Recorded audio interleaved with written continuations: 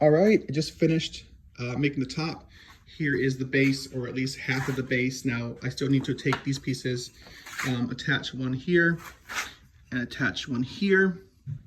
That'll be done later today. But as you can see here, I really like how this came out, and thank you to everyone who gave me their opinion about which, whether they preferred oak with oak or walnut with oak.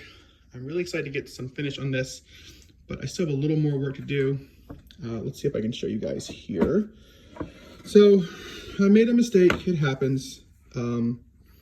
This was not supposed to be here, but it is what it is. So I'm actually gonna cut this. So I want this to be a little shorter too, but I am going to add a taper, as you can see where that's gonna be.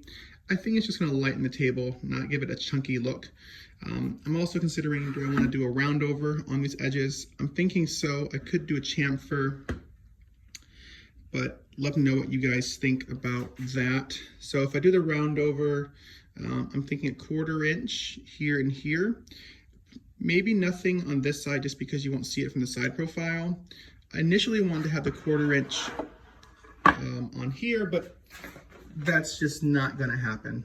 I think that's like 4 millimeters, or close to like less than a 1/4 of an inch. So I might try an 1/8 inch round over or just leave it be. One of the things was I thought it'd be nice to have a little bit inset as opposed to flush for 2 reasons. One is, unless your cuts are perfect, when 2 edges are butted against each other, you see those imperfections, which, I mean, it happens, but this method kind of hides that. I mean, these are honestly, I mean, this is not bad. I'm not suggesting that, but if there is an issue at all, you will see it. But again, I like how it's just a little bit inset. I decided to, instead of having being one continuous panel, I like the spacing. Plus I get a little more, length or width, however you want to consider that. And I don't think I mentioned this, but this tool was really helpful.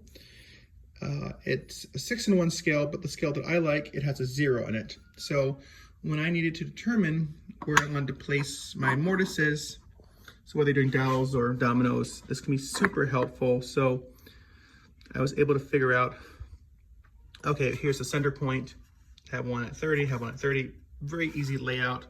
You don't have to use a center scale, but it's one of those things that just makes woodworking a little bit nicer for layout.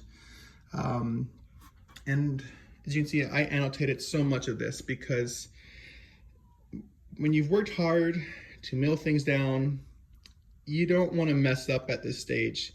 So I made sure I had plenty of markings. And again, I'll just send this right off. It's not a problem. But if you put in the work before, it makes using this so much easier. I think a lot of people think you can just turn your brain off with this. You absolutely cannot. Again, on the bottom, I did that. I turned my brain off, and now I got to cut this short, which again, I want to do anyways, just so it's a little more slimmer. But that's what I got for now. I have been doing video of it with this better camera than my phone. So I will be putting out a little build video, a little montage of this. Not covering every single detail, but showing you guys how I made this. And that sounds like I still actually made it, but I need to finish it. So hopefully today or tomorrow, this will be ready for finish. And by Friday or Saturday, it'll be completely done. So I'm really excited to have this and to actually use it for my own home, just because we need the space. We need to have some more tabletop space in our living room. So, all right guys, I will see you in the next video.